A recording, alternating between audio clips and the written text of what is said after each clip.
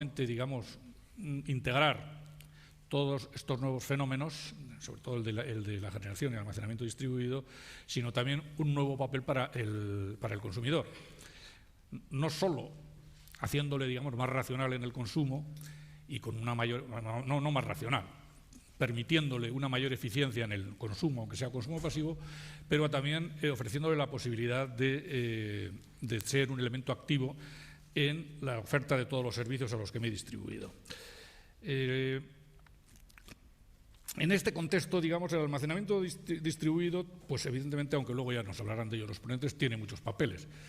Tanto en que va a suponer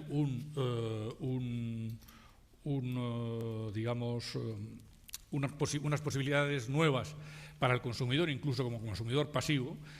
De hecho, por ejemplo, la SDAR analiza el papel del almacenamiento en este área en Australia, en Estados Unidos, sobre todo en Australia, en Estados Unidos, y considera que digamos, la ganancia, digamos, el valor creado en ese área va a ser extraordinariamente importante.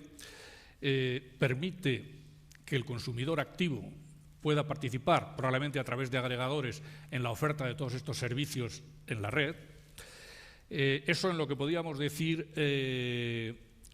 también, digamos, en hacer una combinación generación distribuida, sobre todo fotovoltaica, con almacenamiento para mejorar, digamos, los rendimientos del autoconsumo. Es decir, todo esto, podríamos decir, en la parte más allá del contador, pero también las posibilidades que ofrece tanto el mix fotovoltaica solar como el almacenamiento, fotovoltaica almacenamiento, como el almacenamiento puro a través de los mecanismos de agregación, como por ejemplo lo que ofrecen las VPPs, para ser un oferente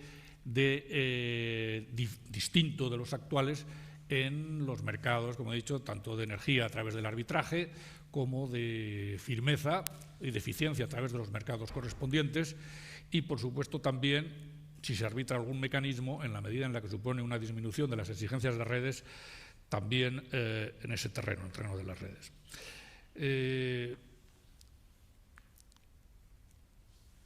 Digamos, simplemente para acabar, como ya he consumido suficiente tiempo, me gustaría, digamos, recordar un problema que se va a plantear, que se planteó ya con las renovables, cuando las renovables no habían adquirido su carácter de tecnología dominante en términos de coste. ¿Qué incentivos? Estoy hablando de una cuestión regulatoria. ¿Qué incentivos hay que establecer para la incorporación de almacenamiento distribuido al sistema? ¿Y con qué fundamentos? Digo que es un tema que ya se discutió cuando, y que, digamos, no entrar en el fondo, luego en el debate se puede entrar, pero hay dos posibilidades de plantear la cuestión.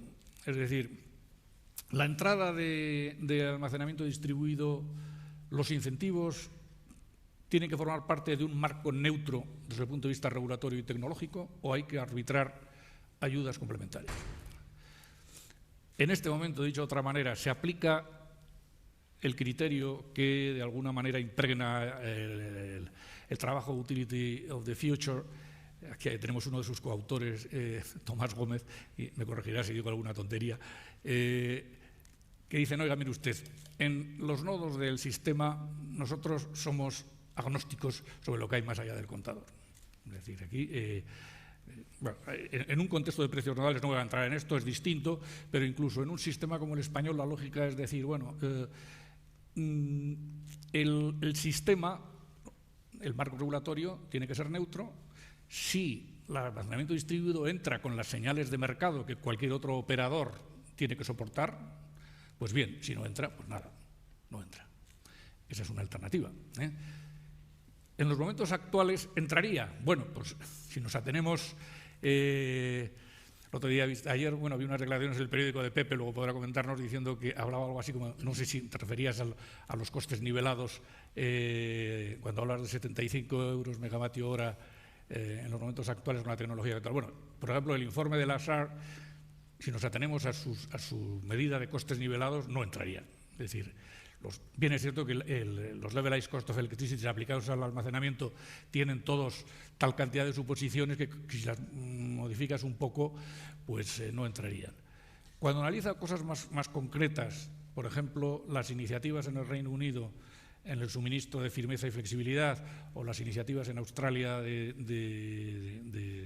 arbitrajes de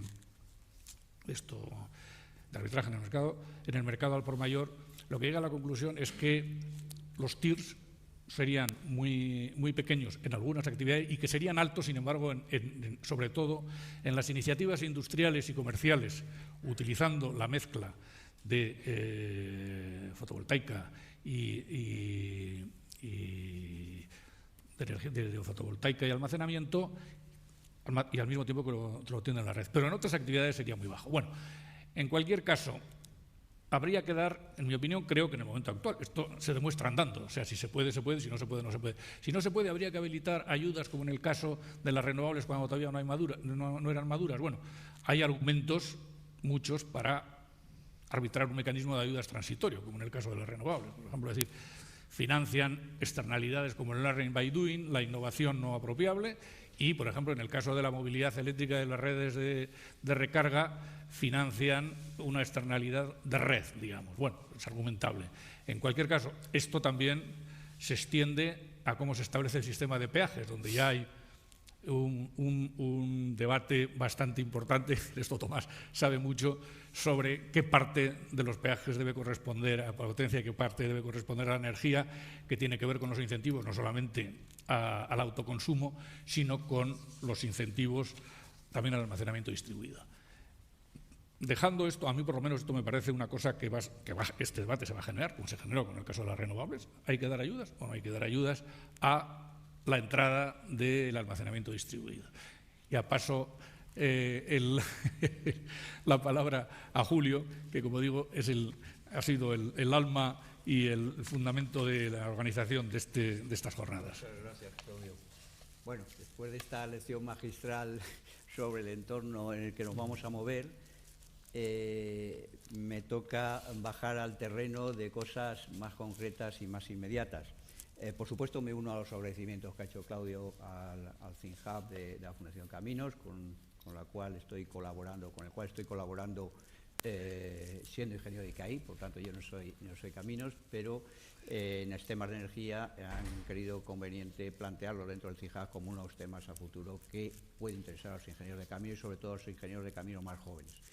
El agradecimiento también hacia el colegio, hacia los ponentes, por supuesto, hacia los que van a intervenir en la fila cero y a todos ustedes. Pues yo creo que este es un tema que nos planteamos desde el principio como un tema de futuro y eso tiene sus riesgos y hay que, de alguna forma, perfilar ese futuro. Y en esa exploración de ese futuro es en el que tenemos que enmarcar este evento, ¿no? El planteamiento que tenemos es que van a intervenir los ponentes principales en una primera ronda de presentación del tema que cada uno de ellos acomete. Después pasaremos a una segunda ronda de preguntas y debate entre los ponentes para pasar finalmente a una participación del público en general en el debate. Y ya empezando, todos ustedes saben que este año el Premio Nobel de Química ha sido otorgado a los creadores de la batería ion-litio. Y son creadores son tres que pertenecen a tres continentes diferentes. Eso nos habla un poco cómo funciona la ciencia. En su concesión, la Fundación Nobel reconocía que, además de otras cosas, las baterías de ion-litio también pueden almacenar significativas cantidades de energía eólica y solar, haciendo posible una sociedad libre de combustibles fósiles. Y seguía: su capacidad de suministrar una respuesta repetitiva y rápida significa que las baterías están construyendo globalmente los cimientos para sistemas de energía renovable, facilitando flexibilidad y resiliencia vital para posibilitar la integración a escala de energía solar y eólica. Simultáneamente, a través de la electrificación del transporte, ofrecen el potencial para finalmente eliminar a la humanidad en su adicción al petróleo. Bueno, pues para hablarnos del estado actual del desarrollo técnico-económico de las baterías y su tendencia está con nosotros Eloy Sánchez Peregrí. El señor Sánchez Pelegrí ha desarrollado una intensa carrera profesional en diferentes empresas energéticas y colaboraciones académicas y es académico de número de la Real Academia de Ingeniería y participó en un estudio que publicó la Academia en el 2017 sobre el almacenamiento de energía en la distribución eléctrica del futuro. Por tanto, encaja muy bien con lo que estamos hablando hoy. Eloy, con tu bien. Muchas gracias.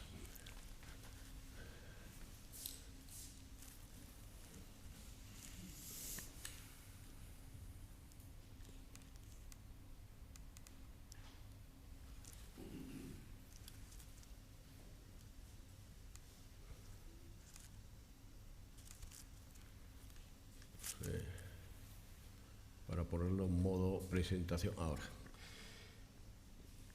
Bueno, en primer lugar quisiera agradecer al Colegio de Caminos y en particular al Think Hub de Caminos y muy específicamente a Julio Eisman, que ha sido la voz principal en la organización de esta jornada, de esta sesión, junto con Claudio Aranzadi. Bien. Yo hablaré como académico de la Real Academia de Ingeniería y, por tanto, lo que comentaré serán opiniones personales que realmente responden a una visión del análisis del tema, tal como me solicitaron de la organización de la jornada. Lo primero que hay que decir es que se entiende por almacenamiento eléctrico distribuido, qué servicios presta. Hablar muy brevemente de tipos de baterías. Ya se ha tocado en la presentación por Claudio Aranzadi el tema de los aspectos regulatorios.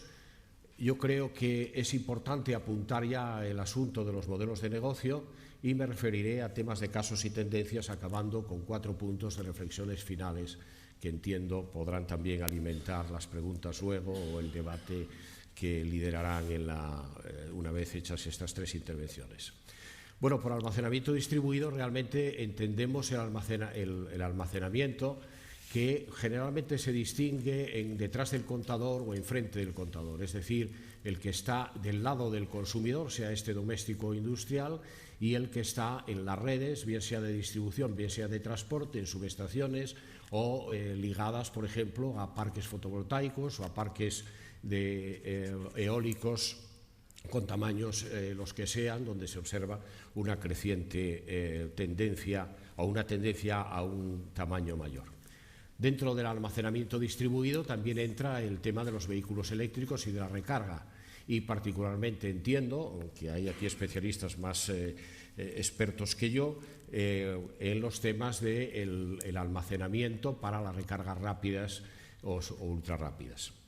En general podemos distinguir, y así se va distinguiendo en la literatura, en los informes, etcétera, unas potencias de almacenamiento que están entre 0 o 10 kilovatios y en comercial e industrial en un rango ya mucho más amplio que va de 10 a 1 megavatio.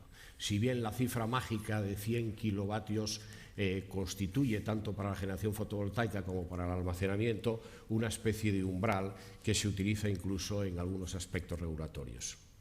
Bueno, saco este esquema no para comentarlo en detalle, sino para llamar la atención sobre el hecho de que las localizaciones potenciales y las aplicaciones del almacenamiento eléctrico distribuido son numerosas. Y son numerosas tanto desde el punto de vista de las tecnologías que pueden facilitar el almacenamiento, como de los modelos de negocio, como el diseño de mercado, que previsiblemente algo también yo creo que variará y cambiará en un plazo de 3, 5, 10 años, y la operación del sistema por las interrelaciones que tiene el almacenamiento con las redes de distribución, el almacenamiento distribuido behind the meter o detrás del contador. Esto, de todas formas, yo creo que debemos de verlo en un contexto de procesos innovadores y regulatorios, y en la exposición trataré de mostrar que hay elementos incipientes, hay otros por definir, pero cuál es el marco general en el que nos encontramos. ¿Qué servicios presta el almacenamiento? Pues de una forma muy simplificada, realmente el almacenamiento puede estar tanto para almacenar la energía fotovoltaica, naturalmente en la presentación nos referiremos fundamentalmente al almacenamiento ligado a la generación fotovoltaica y, como digo, no trato específicamente el tema de la recarga de vehículos. Pero también puede ocurrir que se adquiera energía de la red y que se almacene. veremos que posiblemente en los temas regulatorios estas posibilidades son más restringidas.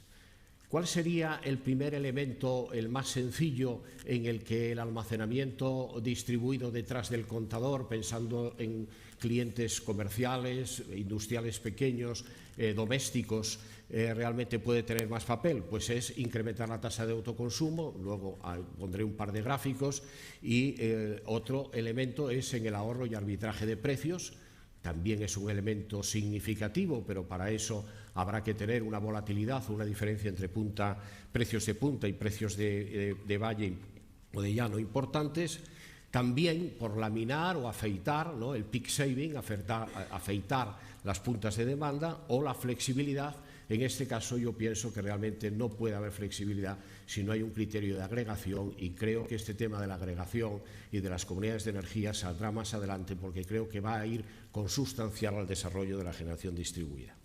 Estos ejemplos son muy sencillos, pero tratan de recalcar la idea de que las baterías pueden mejorar o optimizar el autoconsumo.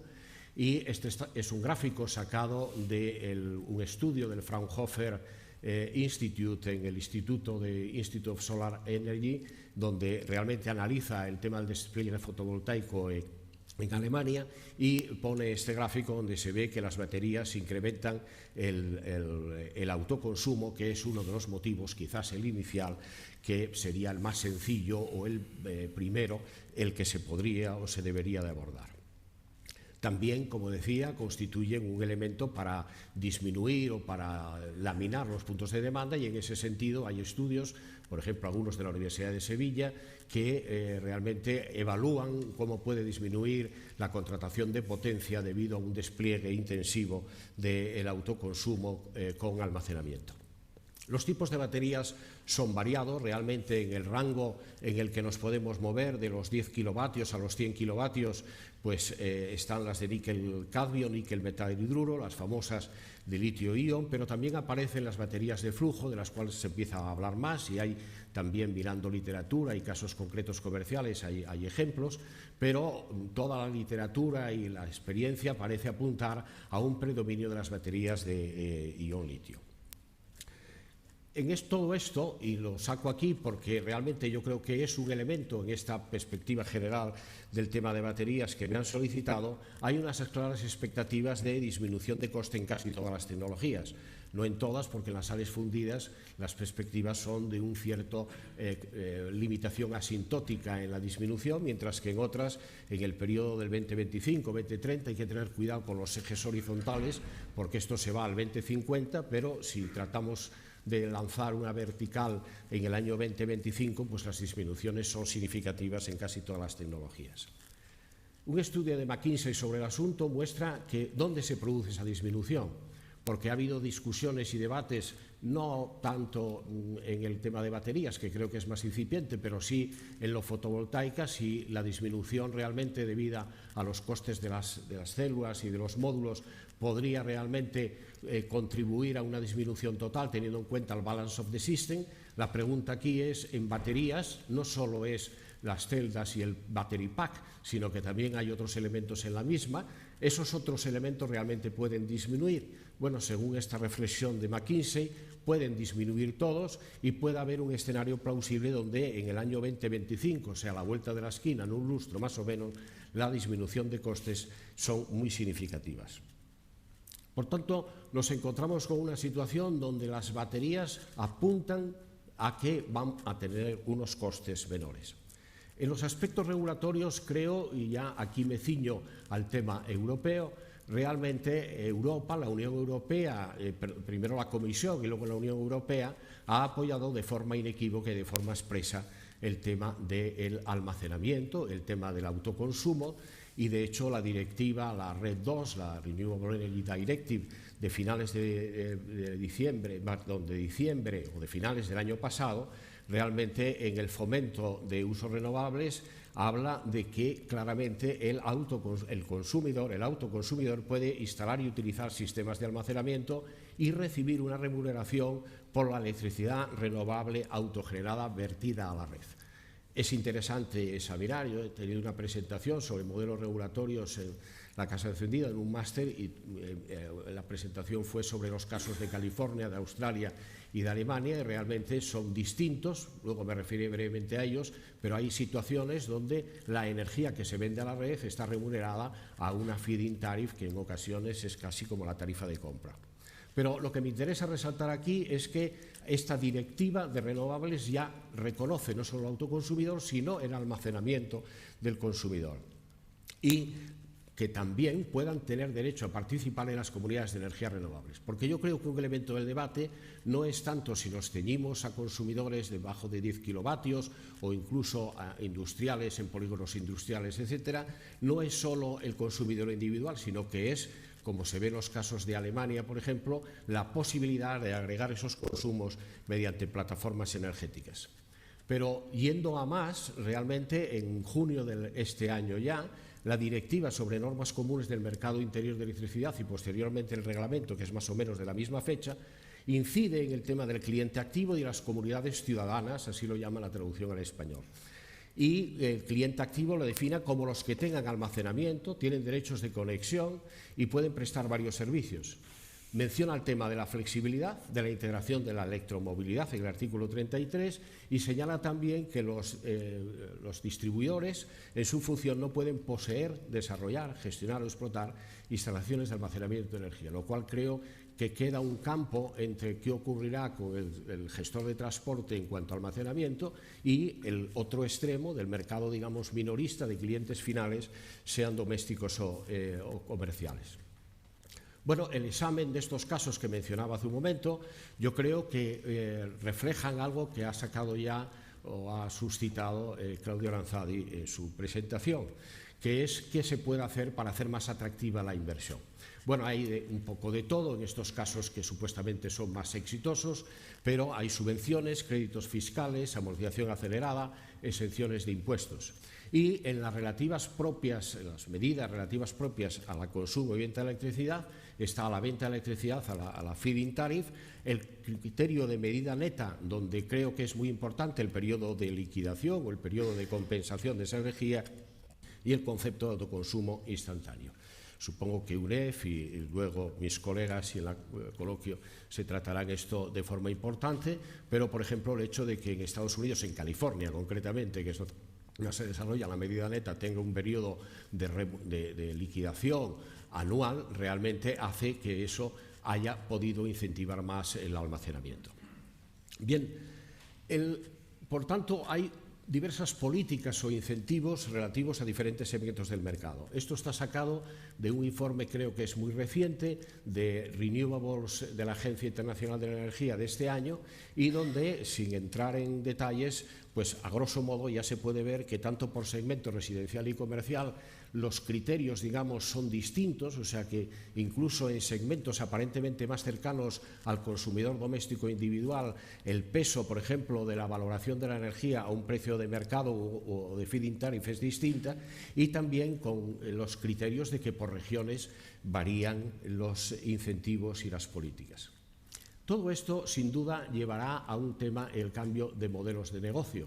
O sea, digamos que la tecnología es un elemento, la economía, estamos viendo claramente que también, pero se están creando y se crearán probablemente con más fuerza nuevos modelos de negocio. Hay un estudio interesante de Burger y Luke, publicado en la revista de, creo que es Energy Policy, donde hace un estudio estadístico, analítico, de diferentes modelos de negocio en generación distribuida y clasifica los mismos en la respuesta de demanda y sistemas de gestión de la energía, que sería el Demand Response and Energy Management System, el almacenamiento eléctrico o térmico.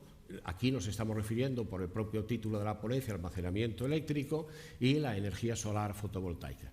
Bueno, ¿cómo se nutren esos modelos de negocio? Pues generalmente por cuotas, por un brokerage, por una comisión, por una trading fee, y en el caso de los sistemas de gestión de demanda y de Energy Management System, es globalmente donde está. Es decir, que las compañías y los modelos que están en esta sección realmente se nutren de esas, por así decirlo, cuotas o comisiones. Y cuando se llega al tema del almacenamiento, Fijémonos que son fundamentalmente la venta de activos con criterios, por ejemplo, de arrendamiento, de alquiler, de recuperación de la inversión, donde ahí puede estar el rent de roof, en fin, diferentes modelos que existen. Bueno, dicho esto, el siguiente sería un caso específico que voy a saltar, pero me interesaba, o creo que es interesante, señalar que no solo tenemos que pensar técnicamente en las baterías y en su coste económicamente, sino también en los temas de los modelos de negocio que se están creando.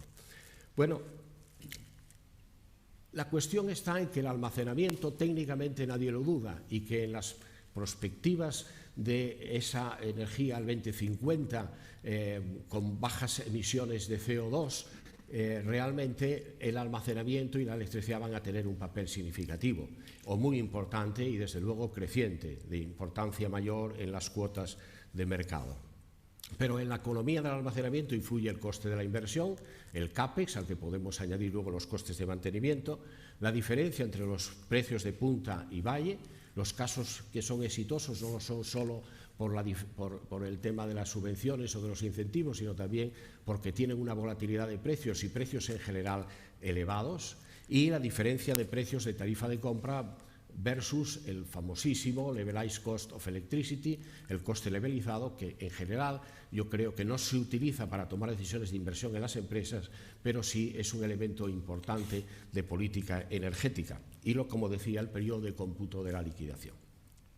Los rangos que se analizan, esto está sacado de este último informe que tiene un capítulo dedicado a la fotovoltaica y al almacenamiento, realmente se ve que hay de todo, que la casuística, nunca mejor dicho, es importante y hay casos más favorables cuando los precios de compra son elevados. Por ejemplo, en Alemania, aparte de tener unas subvenciones y un apoyo importante, realmente el despliegue de la fotovoltaica ha tenido, en mi opinión, en parte que ver cuando los precios del coste de la fotovoltaica han disminuido y los precios de la electricidad han seguido elevados. De hecho, este gráfico que está sacado de un informe relativo a Alemania es interesante porque la línea verde muestra el coste de fotovoltaica, la negra es el coste el precio de la energía eléctrica, y la que baja en la parte superior es la suma de coste fotovoltaico más almacenamiento.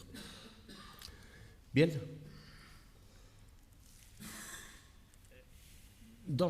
una transparencia más y las reflexiones finales. Esta transparencia lo que trata es demostrar que ya en este momento, en los 3 últimos años, a nivel global, realmente ha habido una adición neta de almacenamiento importante que los análisis, en particular de la Agencia Internacional de Energía, lo relacionan de una forma bastante clara con la disminución de costes, aunque ya se ve que tiene un rango muy amplio. Y me gustaría acabar con una especie de conclusiones o reflexiones personales y finales.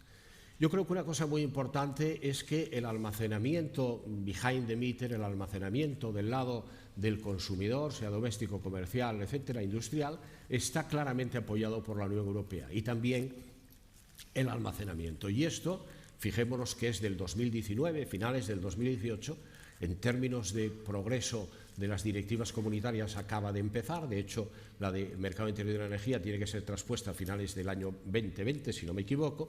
Realmente estamos empezando, pero la directriz está clara, por tanto hay un apoyo normativo a nivel comunitario muy importante. Globalmente la tendencia también vemos que es de crecimiento, porque esta tendencia a disminuir las emisiones, electrificación, etcétera, es global, aunque desigual por regiones. Pero si bien va a crecer, la cuestión que tendríamos que preguntarnos es cuál va a ser la tasa de crecimiento, cuál va a ser el compound annual growth rate del almacenamiento. Bueno, yo creo que lo primero que tendríamos que analizar es el grado de penetración de la fotovoltaica en los segmentos doméstico, comercial e institucional, y en la recarga rápida del vehículo eléctrico, donde entiendo que tendrá más peso el tema del almacenamiento respecto a la recarga normal.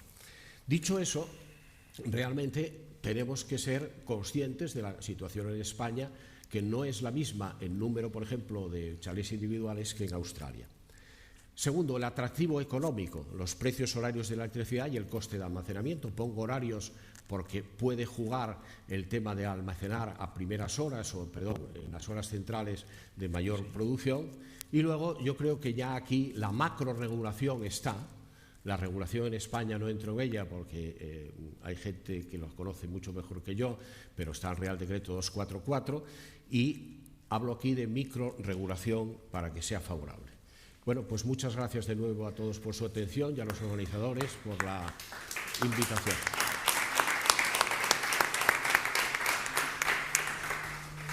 Muchas gracias, Eloy.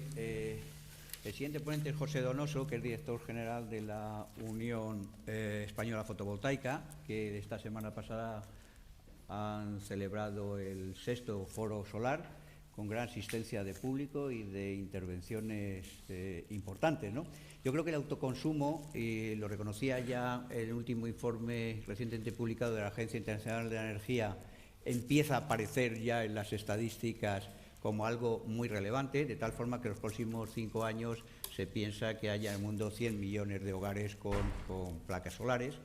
Y se reconoce también que todo el incremento que va a haber de la solar fotovoltaica, una parte relevante, aproximadamente el 50%, va a ser debido a pequeñas instalaciones fotovoltaicas, ya sea en el sector residencial, como en el industrial, como en el comercial. Entonces, para hablarnos de todo ello y ver las perspectivas, sobre todo desde España, cuáles pueden ser y cuáles son las oportunidades de nuevos modelos de negocio, etcétera, nos va a hablar José Donoso.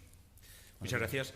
Yo no he tenido presentación porque así me lo pediste y además tiene una ventaja hoy, que después de las excelentes introducción de Claudio y la conferencia magistral de Eloy que me ha seguido, pues hubiera tenido que tirarla a la basura para no repetirme y no aburrir a ustedes. Entonces casi mi intervención va a ser un poco complementar algunos aspectos y lanzar algunas reflexiones en función también de lo que han planteado ellos. Primero, pues agradecer al colegio esta oportunidad, sobre todo además de darme el honor de compartir una mesa tan ilustre. Y segundo, bueno, que también me lo han pedido que empiece presentando UNED, por si alguno no nos conocéis. Somos la asociación mayoritaria del sector fotovoltaico, tenemos 400 empresas, aproximadamente calculamos entre 85 y 90% de la facturación del sector, somos altamente representativos. Y somos una asociación transversal en que están todas las fases de lo que es el sector fotovoltaico: fabricación, servicios, construcción, inversiones, promotores, etcétera. Todo aquel que tiene algo que ver con el sector fotovoltaico es bienvenido a nuestra asociación. Bueno, empezando por el autoconsumo, empezando por la fotovoltaica. La fotovoltaica, bueno, ya todos lo sabéis, ha sido un caso de éxito increíble en la historia de la tecnología por la rapidez. Hace menos de 10 años estábamos un 90% más caro. Estamos ahora mismo, bueno, un 95%, estamos a un 5% de los costes que teníamos hace 10 años. En países con buen recurso, como es la mayor parte del territorio español, pues somos una tecnología imbatible, realmente la forma más barata de producir energía. Y claro, luego les preguntas, mire, ¿sabe usted la camiseta que lleva, que ha supuesto invertir 4.000 litros de agua para que la tenga usted? Le digo también el pantalón, le digo las zapatillas. No, quiero decir, cuando se habla de la sostenibilidad, lo que evidentemente no, tenemos pero sobre todo dos opciones: o no hacer nada y quedarnos en la cueva, o tratar de ser lo más sostenibles posible. Entonces, la extracción del litio, el tratamiento y la transformación a hidróxido de litio, etcétera, todo depende de cómo se haga el proceso. Y a lo mejor en China están haciéndolo de un modo bastante contaminante y en otros sitios lo están haciendo de un modo más eficiente. Lo que hay que buscar es esa eficiencia de reciclado de agua, de un consumo energético más controlado, etcétera. Yo simplemente un apunte. Las baterías de plomo tienen un buen reciclado. Yo, por mi experiencia en otros temas de electrificación aislada, a mí me pagan por devolver las baterías de plomo. Eso significa que hay una buena recuperación detrás y un buen modelo de negocio detrás. En el litio no sé si existe lo mismo, y sobre todo si estamos pensando en otros materiales como cobalto, manganeso, etcétera, el tema se puede complicar. No sé cuál es la visión del resto de ponentes. Eloy, si te parece. Bueno, yo creo que este es un tema que es un reto importante para la industria de baterías, claramente. Yo, en este sentido, creo que hay dos interesantes estudios, uno del World Economic Forum sobre la sostenibilidad del tema de baterías a plazo, que pone un horizonte del 2030, ¿no?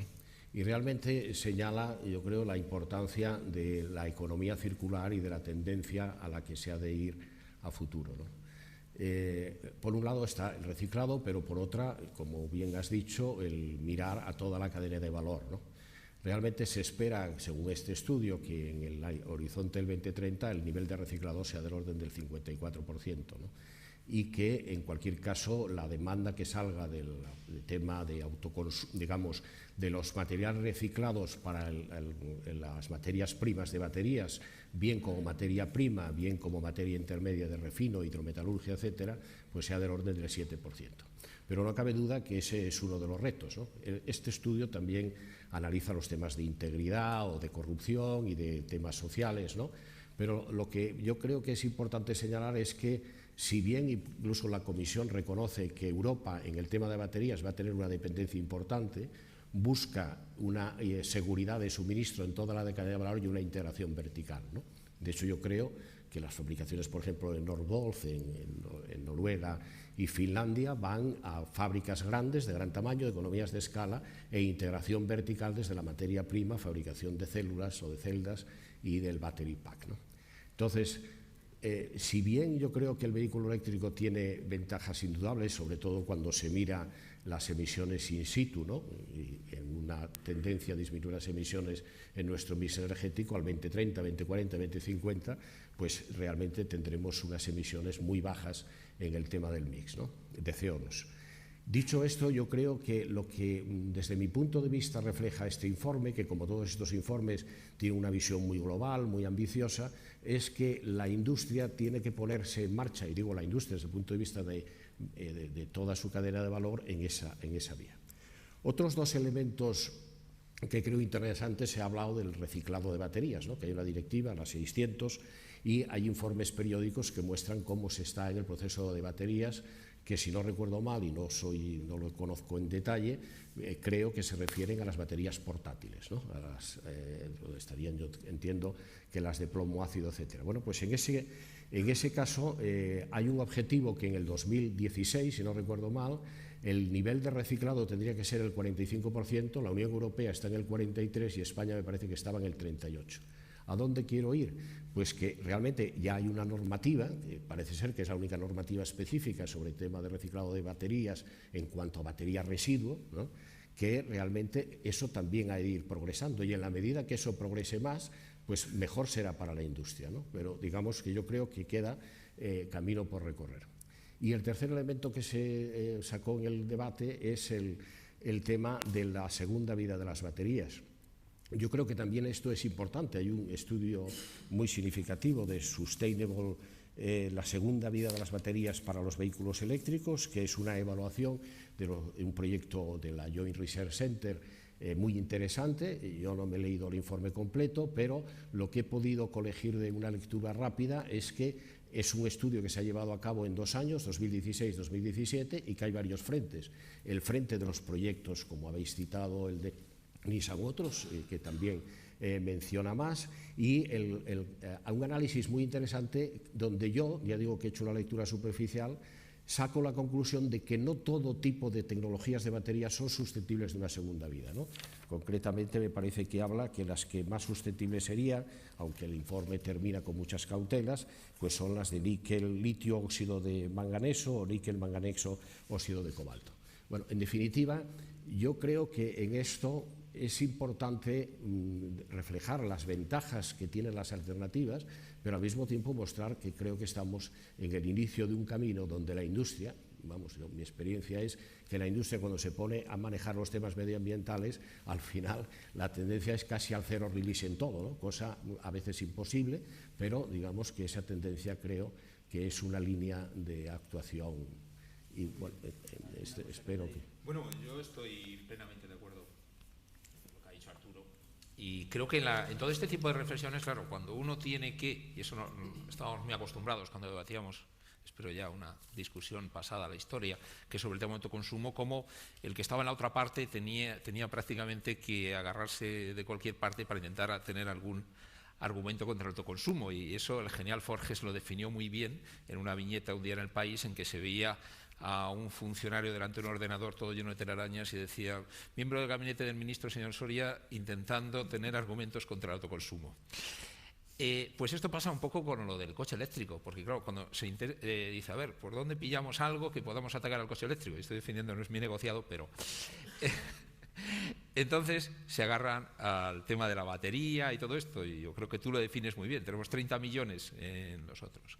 Pero de todas formas, en esa discusión lo que no tenemos que perder es el marco global del que es la discusión. No estamos hablando en un mundo abstracto, coche eléctrico contra coche de gasolina. Estamos hablando en un mundo que tiene una emergencia climática, que tiene una necesidad de suprimir los coches de gasolina, introducir el otro modelo. Con lo cual, en análisis coste-beneficio, ya no económico, sino ambiental, se tiene que hacer en esa globalidad. No puede ser solo en el de la batería, sino que tenemos que hacer ese análisis global.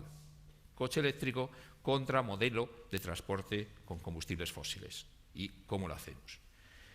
Pero, también dicho esto, eso no es óbice para como estamos, igual que estamos haciendo nosotros dentro de la tecnología fotovoltaica, de intentar que las plantas fotovoltaicas, que son las que menos impacto ambiental tienen, reconocido en todos los estudios. Bueno, pues queremos que todavía tengan menos. Estamos trabajando de forma que cada parque fotovoltaico sea una reserva integral de la naturaleza, que al final tenga un balance cero también incluyendo el transporte y distribución.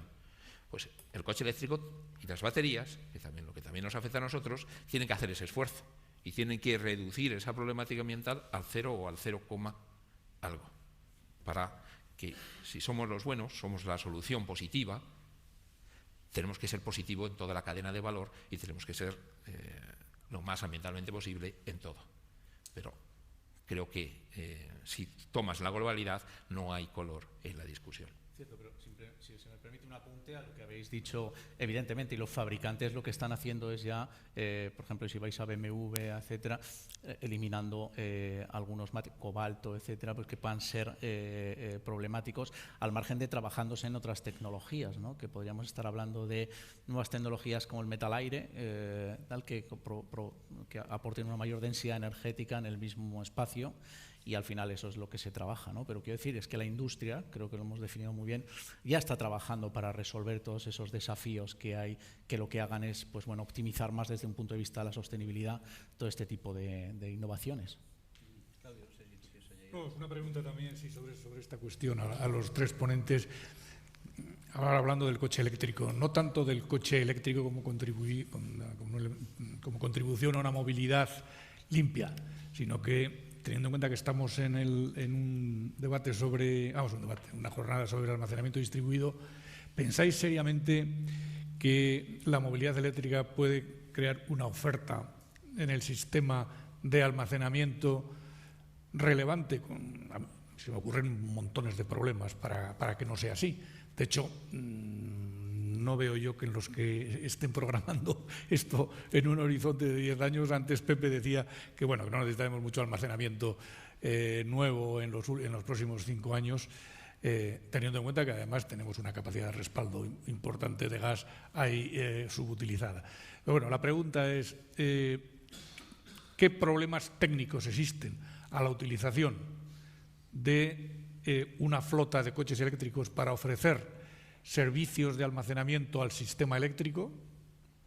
Yo creo que existen muchos, pero bueno, subsanables, y por lo tanto hay que pensar que esto es un componente del almacenamiento distribuido o es una cosa un poquito fantástica.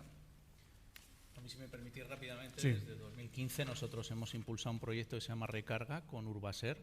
Urbaser tiene una flota de vehículos eléctricos de los cuales pues bueno, hace a lo mejor un uso de 20-30 kilómetros al día. Esa energía que toma por la noche, cuando llegan los vehículos a base, la entregan para pues bueno, hacer del edificio, pues reducir el consumo energético del edificio. A mí me parece... Técnicamente yo creo que no es el problema, yo creo que es un problema resuelto. Quizá a lo mejor donde debemos incidir es en el aspecto regulatorio, como decía José, pero llevamos haciendo este tipo de proyectos ya varios años y verdaderamente ahora está el desarrollo de las baterías mucho más evolucionado y sobre todo el desarrollo de las infraestructuras de recarga con capacidad no solo para, como decía, entregar energía, sino también almacenarla, ¿no?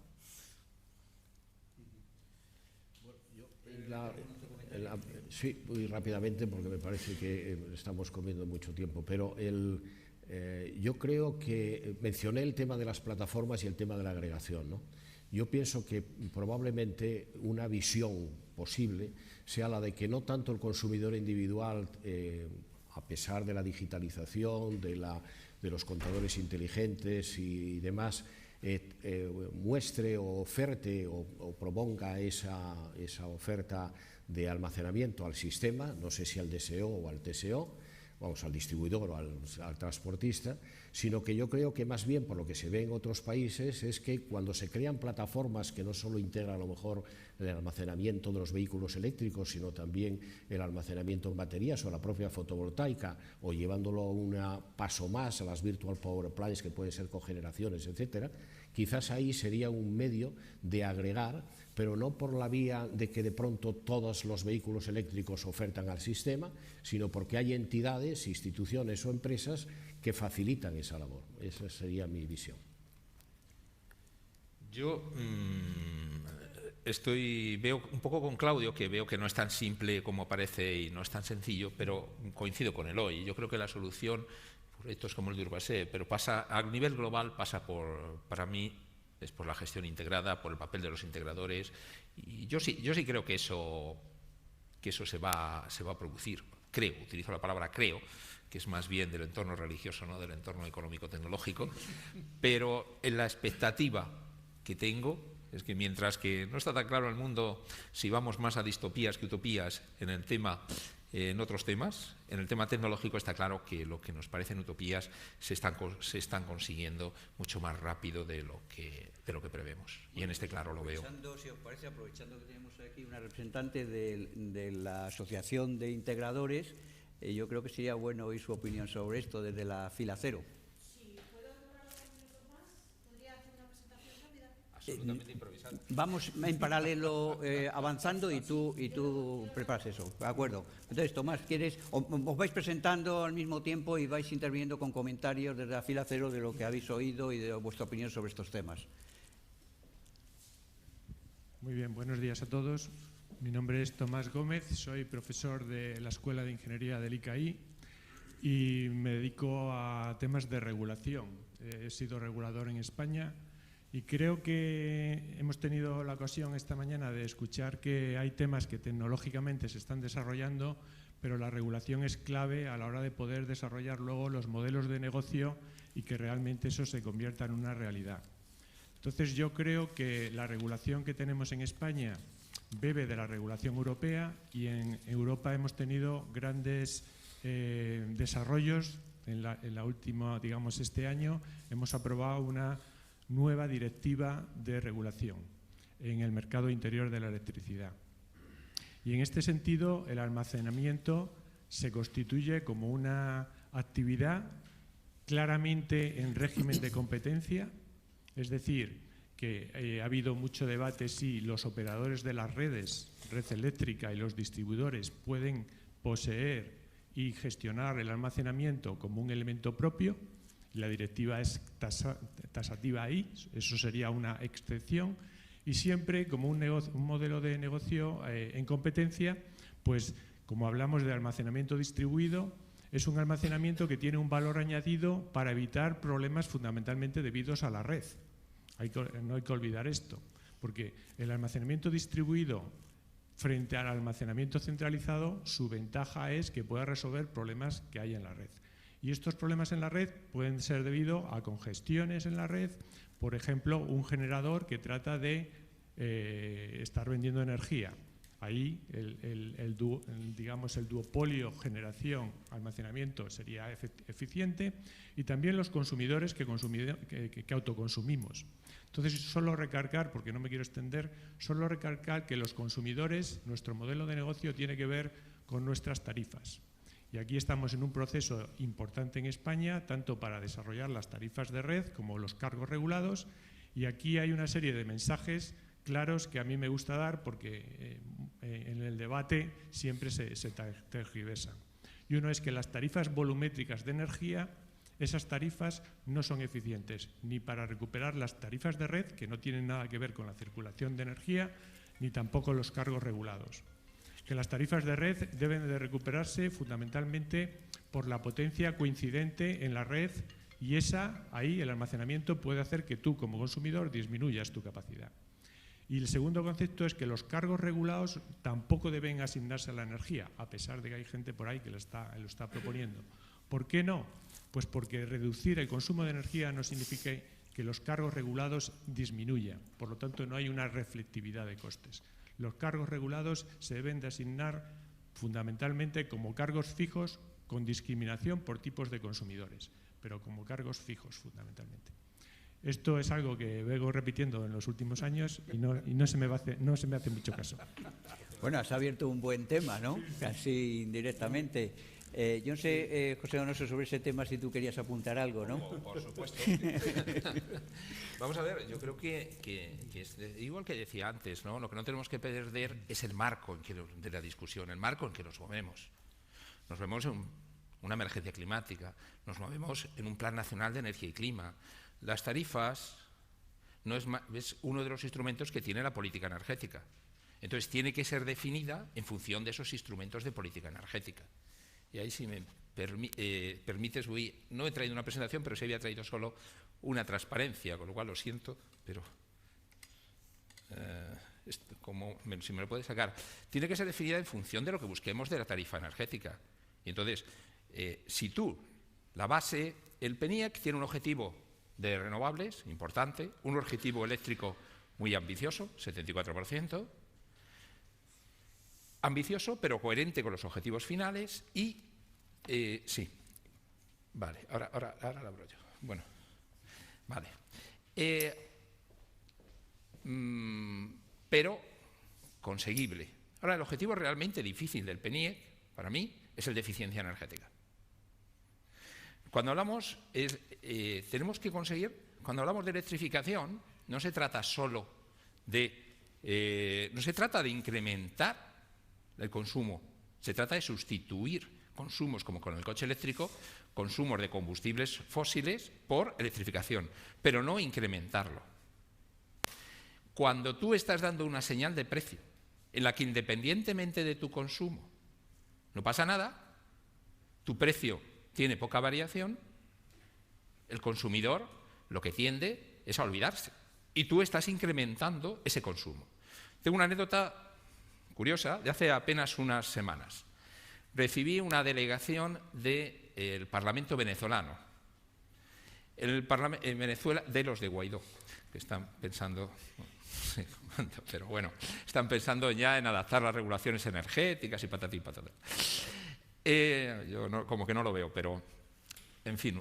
El caso es que había una de las personas de la delegación, llevaba varios meses en España, y cuando terminamos así comentando me dice, que la energía eléctrica aquí en España es muy cara. Yo, sí, claro, sí. Y me dice, es que en mes de julio pagué 300 euros en mi factura eléctrica. Claro, se pusieron los ojos como platos, de decir, ¿cómo? 300 euros. Si vives sola en un apartamento, yo tengo 2 niños en mi casa, tal, no puede ser. Claro, en Venezuela la energía eléctrica es prácticamente gratis. ¿Qué sucede? Que esta señora venía con el chip venezolano y dejaba el aire acondicionado todos los días, desde por la mañana hasta que volvía por la noche. Y así es como reacciona el consumidor. Y el problema es que a veces esto se compara con el mundo de las telecomunicaciones, pero no tiene nada que ver. Aquí hay externalidades. En las telecomunicaciones no hay externalidades por tener una tarifa plana. Claro que puede tener una cierta lógica, vamos a un mundo en que las tecnologías renovables tienen un coste marginal cero. Pero aunque ese coste marginal sea cero, si tú das una señal al consumidor de que no hay importancia o que es mínimo, va a desentenderse de esa eficiencia energética. ¿Y qué se nos va a suceder? Que vamos a disparar la curva de la demanda hacia arriba, vamos a disparar los picos de la demanda, cuando tenemos un sector eléctrico que es básicamente ineficiente por definición, ya que tienes que definirlo, la potencia instalada para los picos. Y eso te va a suponer mayores vertidos. Y la energía renovable tiene menos impacto que los combustibles fósiles. Pero vamos a alargar el tiempo que vamos a necesitar esos combustibles fósiles. Y aunque no tenga, las energías renovables tienen un impacto sobre el uso del suelo, sobre el territorio. Y las redes. Vamos a necesitar construir más redes. Y eso tiene a su vez un impacto ambiental. No, la tecnología, la electricidad no es algo que no tenga externalidades ambientales ni económicas, las tiene. Entonces, no tiene ningún sentido que vayamos en esa línea. Pero además más grave, porque lo que estábamos hablando toda la mañana son de los aspectos, podemos decir, más emocionantes del proceso de transición ecológica. El coche eléctrico, el autoconsumo, la gestión integrada de la demanda, con un sector, con una tarifa eléctrica, en la cual el variable sea pequeño, todo esto se va al garete, porque ya no hay nuevos modelos de negocio. El payback se nos alarga, los TIRs disminuyen o no hay incentivo. Y tenemos que dar esa señal. Y luego, resulta que en España, gracias al gobierno anterior, tenemos, esto es un análisis, un benchmarking que hemos hecho con los países del entorno, y tenemos ya el término de potencia en la parte fijo más alta de los países de nuestro entorno. El 40% medio, para un consumidor medio. Mientras que la media europea es del 22%. Justo lo que tenía España, estábamos en un 23% antes de las subidas del término fijo que puso el gobierno anterior. En Estados Unidos, la mayor parte de los estados se mueven entre un 5 y un 10 del término fijo. Y esto no quiere decir, como alguien interpreta, que no se quieran pagar los costes y los peajes, los cargos y los peajes. No, no, no, no. Lo único que quiere decir esta discusión, eso es otra discusión aparte. En esta discusión lo único que estamos diciendo es que sobre el elemento variable recárguese esos fijos, como hacen esos otros países, para que esa señal de precio llegue. Y al final lo que nos interesa sobre todo es dar una señal de eficiencia, que el sistema tiene que tener, los consumidores, sean industriales, sean domésticos, tienen que tener un mensaje de que pagan en función de lo que usan, para que así estén incentivados a la eficiencia energética. Y no estamos planteando que sea cero el término fijo, estamos planteando volver a esa media europea, como estábamos antes. Desde UNED lo que planteamos es que volvamos a ese 23%, que es la media europea, y era la situación que teníamos anteriormente. Porque lo que justificó esa subida, fueron dos argumentos. El déficit de tarifa está controlado y, como digo, no decimos que no se pague, sino que se pague en función del variable, y frenar el autoconsumo. Así nos lo expresó expresamente el secretario de Estado en su día, el que había en su día. Hoy en día ese freno al autoconsumo ya no tiene sentido, hemos visto lo que dicen las directivas comunitarias, como lo explicaba antes Eloy, el PNIEC está al revés, con una estrategia para promoción. Entonces, lo lógico y lo que tiene todo el sentido es que volvamos a esa situación anterior al año 2013-2014. Yo agradezco las intervenciones en este tema. Es un tema que hay consenso en el sentido de que el diseño de la tarifa eléctrica hay que variarla. El sentido ya no hay tanto consenso. Están los dos extremos, si se quiere, y hay argumentos de pro y en contra. Pero vamos a seguir, nos queda un cuarto de hora, vamos a seguir con los comentarios de fila cero para tener oportunidad de que el público pueda intervenir. Alicia, por favor. Disculpa, Alicia. Bueno, espero que estos 2 minutos extras. Un poco lo que quiero contar es por qué Entra nació y por qué pensamos que al final todos los recursos distribuidos son los que van a traer flexibilidad al sistema, y también hacer hincapié en que la agregación es una función que le da valor a los diferentes servicios, al operador del sistema eléctrico, al distribuidor y a la comercializadora. Entonces, un poco para entender dónde estamos, cuando Entra nació, estábamos en un momento en que la agregación de la demanda de recursos distribuidos en España no era posible. De hecho, vemos que en otros países la agregación de la demanda se podía vender a los servicios de balance y en España estaba cerrado. Con eso, en el 2018, y teniendo en cuenta todo lo que venía del paquete de energía limpia y los códigos de red, que había uno que específicamente se aprobó a final del 2017, el de Electricity Balancing, y exigía que para junio de este año todos los reguladores de cada país tenía que haber especificado cómo se iba a implementar el código de Electricity Balancing, en el que se incluye que en los servicios de balance se pueden dar flexibilidad que viene por parte de recursos agregados, tanto de agregación de la demanda como de agregación de almacenamiento. Y este punto que empieza a pedir y a ser obligatorio por parte del Electricity Balancing Guideline es el punto que hace que en España la agregación de la demanda sea posible. De hecho, en marzo del año que viene se va a abrir los servicios de desvío y los servicios de terciaria, tanto agregación de la demanda como agregación de baterías. Entonces, en el 2018, en abril, fundamos Entra, somos un grupo al día de hoy de 10 miembros y hay, como veis, hay miembros que son comercializadoras, hay miembros que son distribuidores, aquí está el Grupo Cuerva, hay miembros que son de diferentes tamaños y aquí lo importante es querer que la agregación de la demanda, que incluye todos los recursos distribuidos, que son el coche eléctrico, la batería, la generación distribuida y también la gestión de la demanda en sí, de forma agregada, bien por categoría o bien conjuntamente, pueda participar en los mercados y pueda participar en diferentes áreas donde va a traer valor, que puede ser operador de sistema, que puede ser el Balancing Responsible Party o la comercializadora y también la distribuidora. Que cuando se abran esos servicios y esos mercados, que se abran de forma competitiva. Por ejemplo, cuando Red Eléctrica quiso abrir el año pasado, quiso empezar el diseño para que la agregación de almacenamiento y la agregación de gestión activa de la demanda pudiera participar en los servicios de balance, el punto de partida que requería era 10 megavatios. Al día de hoy parece ser que va a ser 1 megavatio, pero eso sí que hace que al final los modelos de negocio sean más atractivos y sean más implementables.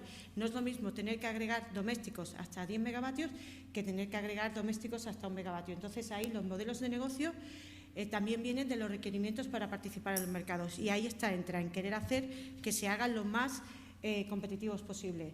Desde el punto de vista de qué nos trajo a crearnos y cuál es el framework donde nos fundamos para luchar para que cada cosa sea competitiva, son en las directivas, sobre todo en las de mercados, que incluye el paquete de energía limpia. Aquí vemos que hay varias directivas y hay varios reglamentos. De los reglamentos, el de gobernanza trajo el PNIE y los planes nacionales de energía y clima, que nos están dando unos objetivos, y desde el punto de vista del diseño del mercado, tanto baterías, coche eléctrico, almacenamiento y en general agregación de los recursos distribuidos tienen que ir a mercado. Eso es lo que nos propone la directiva y es lo que tenemos que tener normalmente como punto de partida para el diseño de cualquier propuesta que hacemos. Aquí vemos que el agregador o la agregación lo que hace es poner diferentes puntos de que hay en el consumidor de forma conjunta para realmente tener valor y darle servicio a aquellas partes que los pueden necesitar. Aquí en España vamos a ver el servicio de terciaria y de desvíos abiertos a agregación de la demanda a partir de marzo del año que viene. IREBEL es el mercado local de flexibilidad que conjuntamente IDAE y OMIE están diseñando y ahí lo que tenemos que ver es que al distribuidor, la Unión Europea a través del Clean Energy Package o el paquete de energía limpia le exige que tiene que comprar flexibilidad, se le exige al plan.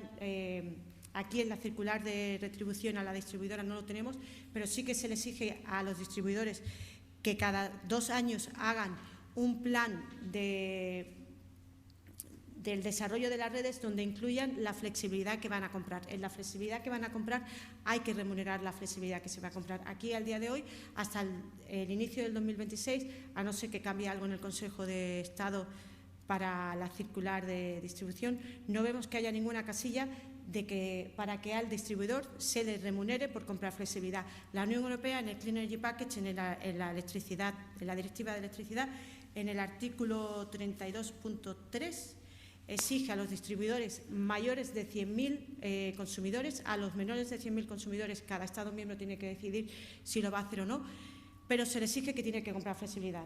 Si tiene que comprar flexibilidad, se le tiene que remunerar. Como Entra, no estamos pidiendo que se le remunere la flexibilidad, simplemente es una inversión en activo, que va a ser flexibilidad, lo que el distribuidor tiene que hacer, y al día de hoy en España la circular no lo reconoce. Con lo cual, el potencial que tendría un consumidor con coche eléctrico vendiéndolo a un servicio de congestión en la red a un distribuidor, si no se remunera, aquí los números no salen. Entonces, ahí estamos. Evidentemente, también cuando hablamos de las circulares, siguiendo un poco a Donoso y a Tomás Gómez, es verdad que no, al día de hoy la circular de peajes no muestra la señal que se necesita para que realmente sea la parte variable la que recibe las señales de precio. Y ya para volver al tema de almacenamiento, se ha mencionado anteriormente, la Unión Europea prefiere que todo vaya por mercado. Entonces, el almacenamiento, el distribuidor y el operador del sistema, en principio, no lo puede tener en la propiedad de sus activos. Eso significa que ellos van a lanzar, digamos, de alguna manera, una licitación o una oferta de que necesitan almacenamiento en su área. Al igual que almacenamiento, ocurre lo mismo con los puntos de recarga. Y si no hay iniciativa privada que vaya a dar esta inversión para almacenamiento y puntos de recarga, en ese momento serían los distribuidores y el operador del sistema, durante 5 años pueden tener en su propiedad estos activos. Después de 5 años habría que ver cómo se transpone la directiva aquí en el 2020 y también qué pasaría con esos activos que han sido parte de la red y que ahora tendrían que pasar a formar parte de la parte privada. Eso no se sabe muy bien cómo va a ocurrir, pero en principio los recursos distribuidos tienen que estar en manos del consumidor para que sea el mercado y las señales de precios las que realmente hagan que estos nuevos modelos de negocios tengan sentido. Y con esto creo que he tardado 5 minutos. Aquí viene un poco más lo que se le pide al distribuidor, que tiene que comprar flexibilidad. Y con esto os dejo para preguntas. Gracias. Miguel Rodrigo. Cuando quieras. Ahí mismo, sí. Buenos días a todos. Yo soy Miguel Rodrigo, de IDAE, del Departamento de Marco Regulatorio y Estrategia Corporativa. En primer lugar, muchas gracias, Julio. Segundo, no sé cómo voy a hacer porque no sé hablar tan rápido como Alicia, pero lo voy a intentar. Varias reflexiones. Julio nos pidió que diéramos un poco la visión de IDAE sobre almacenamiento distribuido y qué estamos haciendo, ¿no? Sobre la visión. Viene dada por el paquete de energía limpia y por el PNIEC. Únicamente una reflexión sobre eso. Es evidente que la directiva de renovables nos marca el autoconsumo, la de mercado interior, almacenamiento, pero las directivas europeas, que eran compartimentos estancos hace unos años, cada vez están más integradas, ¿no? Entonces, en eficiencia energética en edificios podemos ver que hay medidas para la instalación de puntos de recarga en edificios, hay medidas para fomentar la digitalización del sector residencial, que va a ser imprescindible para el sector coupling. En la directiva de eficiencia hay medidas, la Comisión se mandata a hacer una metodología para los operadores del sistema de forma que tengan en cuenta no solo la eficiencia, sino también los servicios de flexibilidad. Es decir, que las directivas están cada vez más interconectadas, ¿no? Entonces, con estos mimbres, con el paquete de energía limpia, y después de quitarle las telarañas a los ordenadores del IDAE y de la Secretaría de Estado de Energía, hemos hecho un borrador de plan que creemos que es bastante ambicioso, ¿no? Todos lo sabéis, ha hablado de más de un 70% de electricidad renovable, hablamos de 28 gigas fotovoltaicos, 20 eólicos. Es evidente que en ese escenario la respuesta de la demanda y el almacenamiento tienen que jugar un papel reforzado, porque si no, no es viable, ¿no? Entonces, el papel que el PNIEC le da a los recursos distribuidos es un papel clave. Hablamos de generación eléctrica distribuida, de almacenamiento, de vehículo eléctrico y de respuesta a la demanda, de los 4 elementos que aparecen en el artículo 32 de la Directiva de Mercado Interior de Servicios de Flexibilidad, ¿no? Yendo a lo concreto sobre almacenamiento, el PNIEC habla de 6 gigas de almacenamiento, 3,5 para bombeo y 2,5 para baterías. Habla también de 5 gigas de solar termoeléctrica con 9 horas de almacenamiento mediante sales fundidas. Y reconoce una serie de barreras que se han comentado ya, ¿no? Es decir, no está recogida en la ley del sector eléctrico el titular de la instalación de almacenamiento. Eso el PNIEC reconoce que debe modificarse. Y de hecho, en el borrador del anteproyecto de ley de cambio climático y transición energética ya se incluía una definición. Y luego se habla también de en qué condiciones, qué criterios técnicos se le va a pedir para acceder a los mercados, ¿no?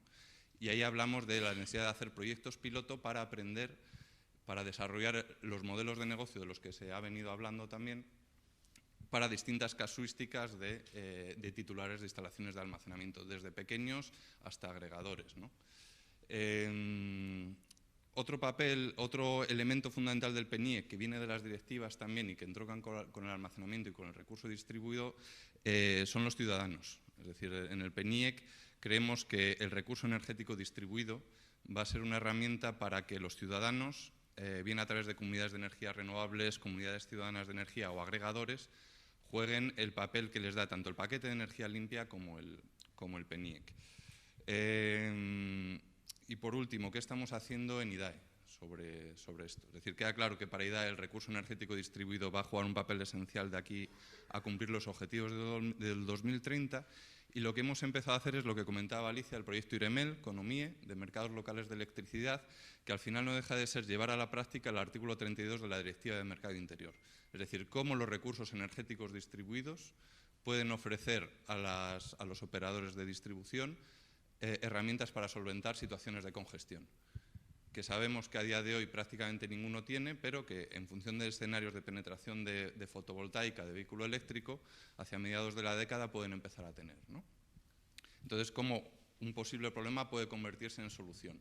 Y lo que estamos es contactando con tecnólogos de almacenamiento, con empresas que gestionan vehículos eléctricos, con distribuidoras, para escoger 5 o 6 proyectos a lo largo de toda la geografía nacional y hacer una muestra lo más representativa posible de cómo estos recursos podrían solucionar problemas de congestiones. Estamos todavía en fase de selección de los prototipos, pero esperamos poder empezar en 2020 a hacer ya los proyectos.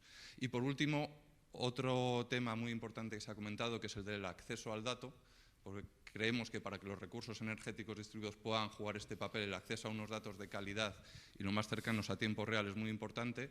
Estamos haciendo un estudio que está coordinando Olivo Energy, Alicia, que esperamos poder compartir en las próximas semanas, de acceso a datos para servicios energéticos innovadores. Entonces, más o menos esa es la situación actual en IDAE. He de decir que estamos aprendiendo, estamos tratando de generar conocimiento para que la regulación futura pueda hacerse en base a datos. Ese es el estado actual. Ignacio, ¿te importa? ¿Te presentas y rápidamente? Muchas gracias. Bueno, mi nombre es Ignacio Cuerva, soy consejero delegado de Cuerva, una de las empresas que ha salido ahí dentro de la asociación de Entra. Nosotros somos una pequeña compañía eléctrica de Granada, somos una pequeña utility que tiene todas las actividades. Hacemos generación, hacemos distribución eléctrica, hacemos comercialización de energía y aparte hacemos promoción de renovables junto con actividades de operación y mantenimiento de plantas. Mi papel aquí o el turno que me toca ya a esta hora, yo creo que ya prácticamente aportar algo nuevo va a ser realmente difícil. Pero, bueno, por supuesto agradeceros la invitación y la oportunidad de poder expresar nuestra opinión en este foro. Yo iba más un poco casi que lo que tenía pensado decir que no se hubiera dicho antes, me lo acaba de pisar Miguel, ¿no? Y es que yo creo que nuestra visión, bueno, nosotros impulsamos también la creación de un laboratorio de innovación disruptiva, a pesar de nuestro tamaño pequeño, con conexión directa con Silicon Valley y con una serie de iniciativas muy interesantes, porque desde hace muchos años arrastramos un poco la obsesión de que al sector le iba a ocurrir algo realmente que lo iba a remover, ¿no? Yo vengo de una familia prácticamente de generaciones que hemos estado ligados al terreno y a la central hidroeléctrica y soy ingeniero de caminos. Pero noto que en este sector y sobre todo en la estructura clásica del sector, aquí falta una componente que se está incorporando a una velocidad mucho más rápido de lo que podemos medir, que no solo es la tecnológica, sino el protagonismo y el interés y la importancia del cliente. Y cuando aquí se ha hablado, pues prácticamente, excepto algo que ha dicho Eloy y sobre todo lo que ha aportado ahora mismo Miguel en cuanto a su visión de IDAE, de cuál es el papel de la gente realmente, de los usuarios y sobre todo de los clientes, ¿no? Y aquí hay mucho más que decir que lo que realmente va a ser los modelos regulatorios y todo esto, ¿no? O sea, seguimos viendo un poco a lo mejor lo que ocurre en otros sectores, pero no nos damos cuenta que la regulación está llegando por detrás y lo que la gente vaya a querer hacer y lo que la gente realmente vaya a querer impulsar y por qué los va a mover a meterse en una comunidad energética o por qué realmente se van a movilizar hacia un modelo de autoconsumo. Eso realmente no está ni en la regulación ni en todos estos aspectos que estamos hablando, ¿no? Entonces, bueno, con esa visión tenemos creado un laboratorio en un entorno real que se llama un Living Lab, que es en el que participa la Universidad de Berkeley y junto con nosotros y otras instituciones importantes, y donde estamos precisamente volcados en crear esos modelos y ver cómo realmente el usuario y el ciudadano reacciona y se incorpora a este tipo de iniciativas, ¿no? Somos una de las candidaturas presentadas también a la iniciativa IREMEL de IDAE y bueno, estaríamos encantados, por supuesto, de promover ese tipo de prototipos para generar esos modelos de mercado que realmente empiecen a dar las señales reales económicas de cómo transar con modelos donde, bueno, los activos al final van a estar desplegados en la ciudadanía.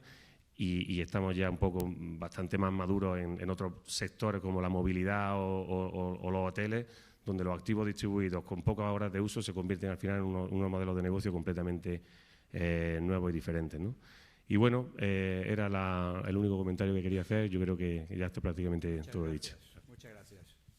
José Carlos, ¿cuál es la visión de un fabricante de baterías? desde Ampere Energy, ¿cómo lo veis? Sí, me siento un poco eso, representante de la parte industrial, ¿no? Ampere Energy es una empresa española de capital, además 100%, bueno, en un porcentaje muy alto español, y que fabrica efectivamente baterías para este uso, ¿no? Para almacenamiento distribuido. Bueno, nosotros tenemos más de 750 baterías ya en equipos en funcionamiento, en campo, en España, Portugal, Italia y Bélgica, básicamente. Por lo tanto, no es que sea factible, es que es una realidad, estamos ya haciéndolo. Tenemos además ya desarrollada software para la gestión agregada, es decir, para constituir lo que serían VPPs o plantas virtuales de potencia con todos estos recursos distribuidos. También tenemos desarrollado, todavía no lanzado comercialmente, un cargador bidireccional basado en la tecnología CHAdeMO, el protocolo de comunicaciones que se utiliza básicamente en Asia y básicamente a través de Nissan. Y también está incorporado y va a estar incorporado a esta planta virtual de potencia. Las barreras técnicas y tecnológicas están absolutamente resueltas. Bueno, como decía Ignacio, es difícil aportar novedades sobre lo que ya se ha dicho. Yo solamente subrayar algunas cosas. Creo que efectivamente la señal de precio, como José bien apuntaba, es básica para todo este tipo de desarrollos. En absoluto necesitamos subvenciones, es decir, la batería no necesita ser subvencionada, la batería es rentable. Otra cosa es que el retorno de la inversión se haga en unos plazos pues que uno pueda considerar razonables o no. Y por último, digamos, incidir en el hecho tecnológico, es decir, iniciativas como la de IREMEL, de la que se acaba de hablar, son absolutamente vitales. Porque necesitamos testear, necesitamos pilotos. Es decir, esto no se trata solo de hardware, no se trata solo de si nos ponemos un cacharro más o menos voluminoso en casa para que almacene energía, sino de la electrónica que acompaña a ese hardware y del software que va a gestionar. Porque el futuro es conectado, el futuro pasa sí o sí por ese aprovechamiento de todos los medios distribuidos, no solo de generación, sino sobre todo de almacenamiento, porque solo el almacenamiento es gestionable. Las renovables, lamentablemente, no son gestionables. Por lo tanto, bueno, pues para cerrar desde el punto de vista del fabricante, es una realidad, está ya ahí y necesitamos avanzar porque hay que testear tecnológicamente todas esas capacidades. Muchas gracias, muchas gracias. Iker, ¿algo que añadir? ¿Cuál es vuestra visión desde como me dejáis el último, ya casi lo habéis dicho todo, ¿no? Pero bueno, yo soy Iker Marino, vengo de Ibil. Ibil es una empresa que se dedica a operar puntos de recarga y a prestar servicios de movilidad y tenemos una de las redes más amplias de España. Y simplemente contestando algunas de las cosas que se han comentado, decir que desde el punto de vista de gestionar un pool de cargadores eléctricos y prestar servicios a la red eléctrica, realmente hay muy pocas barreras tecnológicas. Nosotros desde Ibil hoy en día ya estamos monitorizando todos los puntos de recarga que tenemos y somos capaces de limitar la potencia de esos cargadores en tiempo real. Eso quiere decir que podemos hacer gestión de la demanda con esos cargadores. Vehicle to Grid, que es devolver energía a la red, es una realidad que va a venir en breve. Realmente hay pocas barreras tecnológicas y las próximas normativas de los estándares de comunicación ya lo recogen. No solo CHAdeMO, la ISO 15118, los protocolos de comunicaciones entre la recarga y el operador del sistema, la central, ya recogen esta posibilidad. Si no se implementa hoy en día es porque los vehículos muchas veces todavía no han llegado a esa realidad o porque todavía no existe un mercado. Pero con las nuevas normativas europeas parece que eso va a llegar en breve. Y para nosotros eso es muy relevante y es algo en lo que como empresa vamos a estar metidos. Otro de los aspectos que igual os ha comentado, por aportar algo diferente, es respecto a la carga rápida y carga ultrarrápida. Cuando se habla de carga rápida y ultrarrápida estamos hablando de más de 50 kWh o de más de 100 kWh. Nosotros en concreto operamos en nuestra red equipos de 50 kilovatios y de 350 kilovatios. Con estos equipos la realidad es diferente. Lo primero, podemos hablar de integración a red, de integrar equipos de mucha potencia que consumen puntualmente potencia en la red. Y la integración de esos elementos siempre genera estrés en el sistema eléctrico. Entonces, utilizar sistemas de almacenamiento como buffer entre el cargador y el sistema eléctrico es interesante desde un punto de vista técnico. Pero si vamos a la parte económica, que es lo que le puede interesar a una empresa como Ibil, nosotros hemos realizado estudios en lo que estamos viendo que a día de hoy ya es rentable para nosotros, en determinados puntos de recarga, colocar de sistemas de almacenamiento como buffer. Y de hecho, nosotros para el año que viene, para 2020, ya tenemos como objetivo realizar las primeras instalaciones. Para que os hagáis una idea, en un sistema de recarga rápido de 350 kilovatios, que actualmente hoy operamos 2 instalaciones en las que hay 4 cargadores, en uno de 4 de 350 y en otro 4 de 400, el coste de conexión a red para 350 kilovatios al año es 35.000 euros. 35.000 euros al año el coste de conexión porque tienes que estar conectado en media. Eso prácticamente es el 50% del CAPEX del cargador. O sea, es una barbaridad. Entonces, en función de la utilización del poste, del modo de utilización, del número de vehículos, de la llegada, es decir, caracterizando la demanda, hoy en día sale rentable colocar sistemas de almacenamiento de energía como buffer, simplemente para recortar el término de potencia o las tarifas de acceso. Si a esos almacenamientos les damos más utilidades, jugamos con los precios de la energía, integramos generación distribuida, ofertamos servicios de flexibilidad, sin entrar en vehicle to grid, simplemente con ese pool, esos ratios de rentabilidad que ya tenemos hoy aumentarían. Simplemente añadir eso. Muchas gracias, muchas gracias. Bueno, algunas preguntas que hayan podido surgir, abusando un poquito del tiempo. Sí, por favor.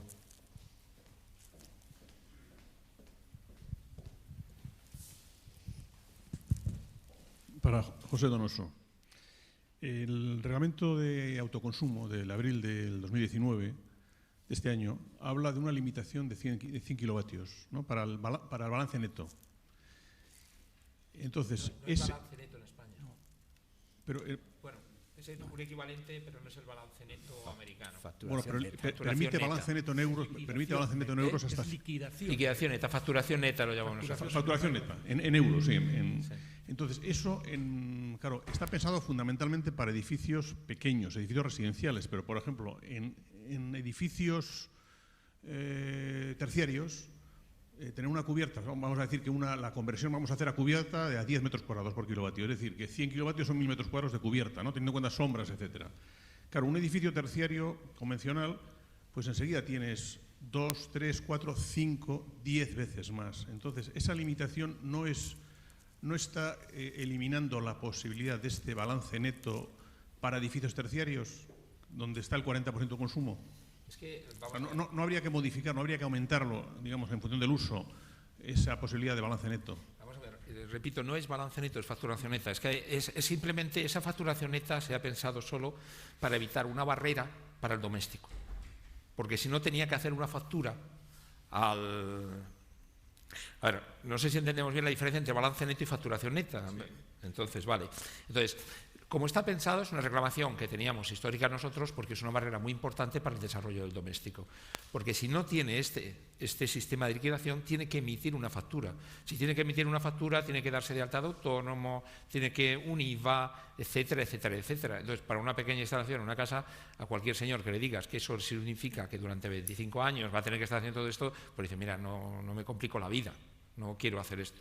Entonces, no está hecho con otra finalidad, nada más que para el doméstico, para el individual, el que pueda, el que es evitar esa. Y nos costó mucho, porque hubo una posición muy fuerte por parte de Hacienda, no tanto, no del Gobierno, no el Ministerio de Transición Ecológica o unidad de tal, que lo comprendía muy bien, pero por parte de Hacienda, porque claro, que no se interpretara como que es una actividad comercial, porque si es actividad comercial, entonces en ese caso tiene que hacer por todo esto. Por eso no se ha ido más allá, porque simplemente ya 100 kilovatios, yo creo que ya fue generoso, que está bien, pero la filosofía, el espíritu de esa medida es eliminar una barrera para el doméstico. El otro, el industrial o el sector terciario, es más simple para él, no es una barrera realmente administrativa el que no haya una liquidación neta, porque al final el precio tiene que ser más o menos el mismo. Bueno, ¿alguna última pregunta existe? Pues si no, yo creo que, Miguel, si te parece, damos por acabado esto y... Muchas gracias a todos. Se nos va el